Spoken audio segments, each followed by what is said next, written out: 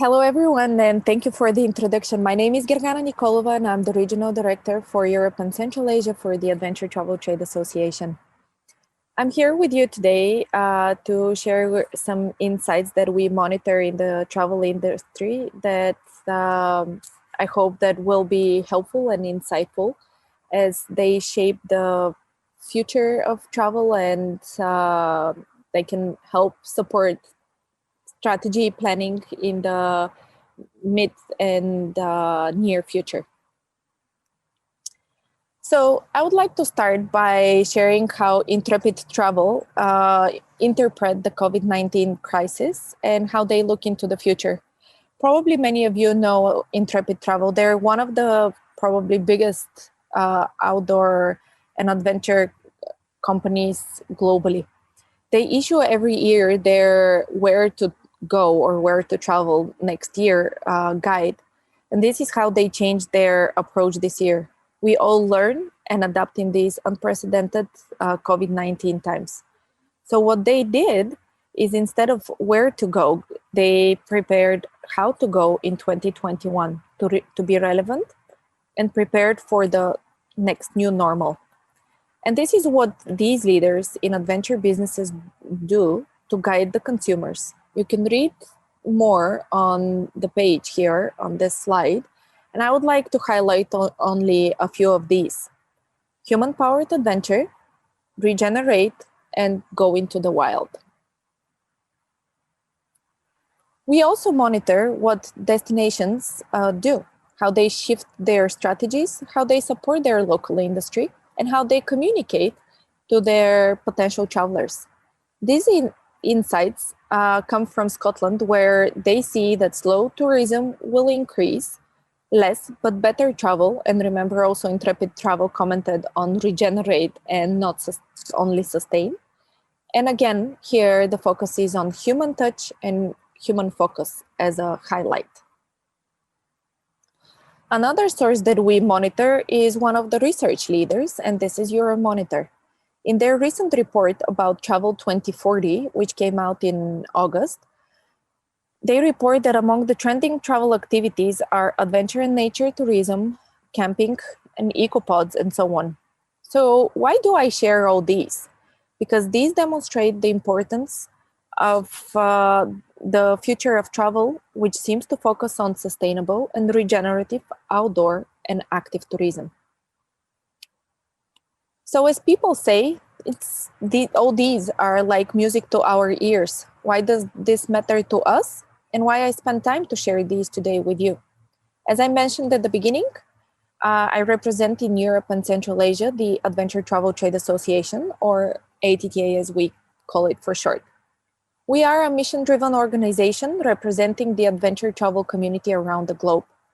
Our constituency is over 1,300 member organizations, among which are destination, tour operators, journalists, guides, accommodations, basically the entire supply chain from members from over 100 countries around the globe. In a separate presentation earlier today, I spoke more about ATTA, so I won't go into the details. And if you would like to learn more, you can contact me directly. So ATTA has been basically in the driver's seat of inspiring and working with destinations for the development of adventure tourism for over 15 years. Any type of outdoors, active tourism, just name it. We bring the people behind it together, feed them with insights and inspiration, and support their activities, facilitate new business opportunities, promote the adventure tourism opportunities in destinations. And talking about adventure tourism, what is actually adventure tourism? Whereas in the past, adventure travel was understood to be a risky undertaking, these days travelers say their motivations for adventure travel are an expanded worldview, challenge, time in nature, learning, and so on. They are also seeking mental and physical wellness, novel and unique experiences and challenges, whether physical or cultural, and oftentimes transformational. And this type of venture travel, this type of tourism has an incredible local economic impact. On this slide, you can see that 4 adventure travelers can basically generate the same revenue as 100 cruise travelers. And it is estimated that about 65% of what adventure traveler spends stays in the destination, compared to about 15% what remains from mass tourism. So now, after we know that a big trend right now is the focus on adventure and outdoor activities and traveling with less negative impact, but significant positive one, let's discuss how travelers, including adventure and active travelers, are changing due to COVID-19. And we have to be realistic about the uncertainty as the crisis continues to unfold. One thing is certain: the crisis will leave a deep mark on the attitudes and expectations that travelers will have and will be part of the decision-making and consumption of the future travels. So the post-COVID-19 travelers will and are already different as the markets reopened during the summer months. People are looking forward to be back on the road for sure, but have new and different needs and expectations.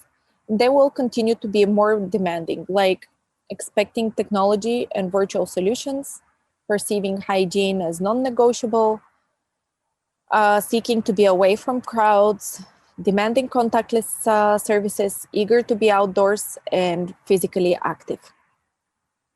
So we will continue to monitor the changes of the behavior, as it's quite interesting. And now let's focus on the trends that we are already fairly certain to hold impacts on businesses and destinations. Something that you may want to consider when planning your strategies and exploring how to use the time now when there is no or very limited leisure travel.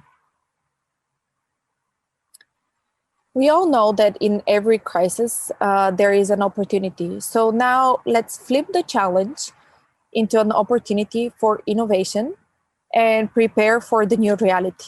This can be for both the businesses and the destinations.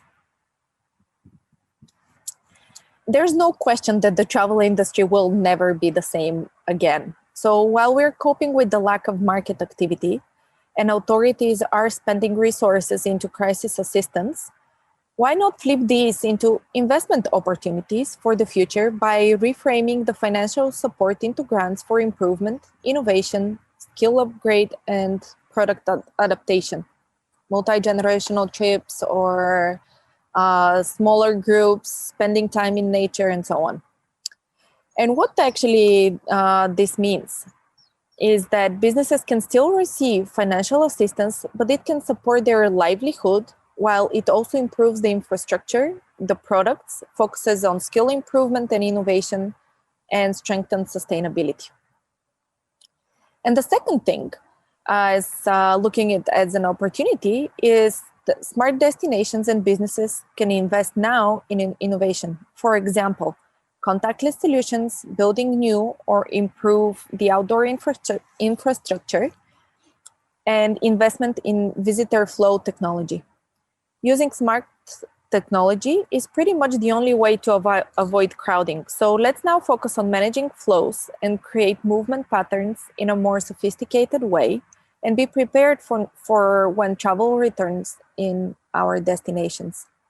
And obviously in Central Asia, there is a lot of space and a lot of opportunities to be away from people, but still having in mind the incredible cultural assets. These usually attract a lot of people at one location. So visitor flow requires time, thinking, planning, and involvement of all the players, from destinations to architects, environmental experts, protected area or representatives, crowd experts, and of course the businesses.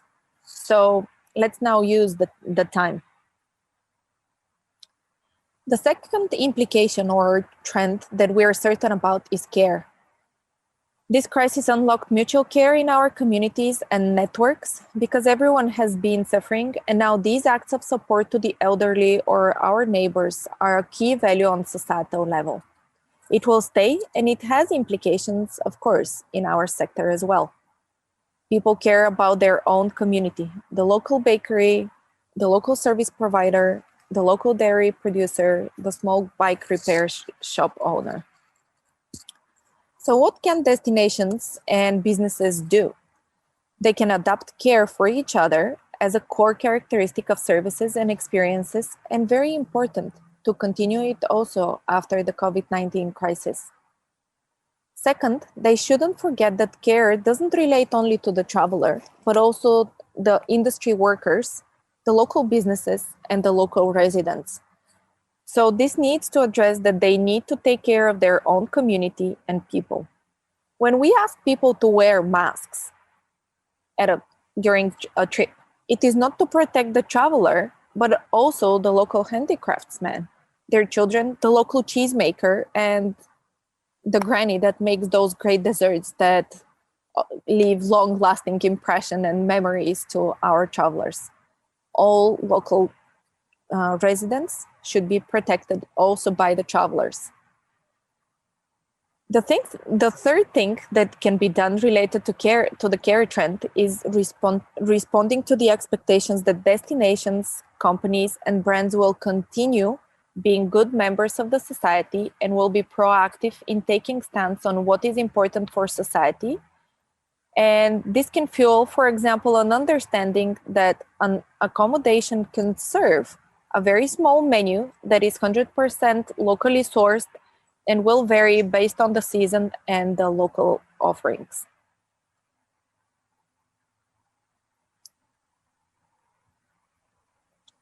The third trend and last that I'll be touching on today is well-being as the new norm. We've been monitoring during the past couple of years this trend, but now is more important than ever, and we focus on it on both physical and also psychological level. So what can businesses and destinations do about that? Well, they should, one, prioritize well-being by weaving it across the travel journey planning and consider it at every point from how we travel, what our accommodation is, to the food we offer and the spaces that we use and the services that we offer.